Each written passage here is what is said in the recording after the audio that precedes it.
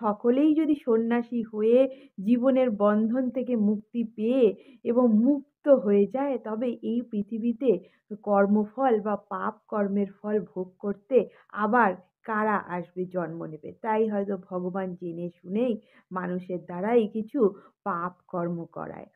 তবে জানবেন, মৃত্যুর পরে কি হবে তা আমরা জানি না।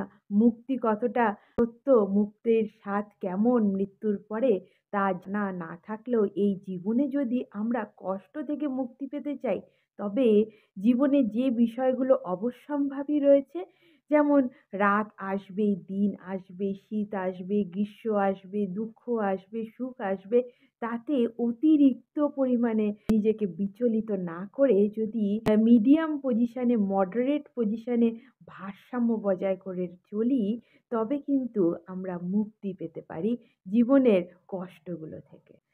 ভিডিওটি ভালো লাগলে অবশ্যই লাইক করতে ভুলবেন না, শেয়ার করবেন সমাজের স্বার্থে এবং অবশ্যই সাবস্ক্রাইব করে সঙ্গে থাকবেন এই চ্যানেলটি।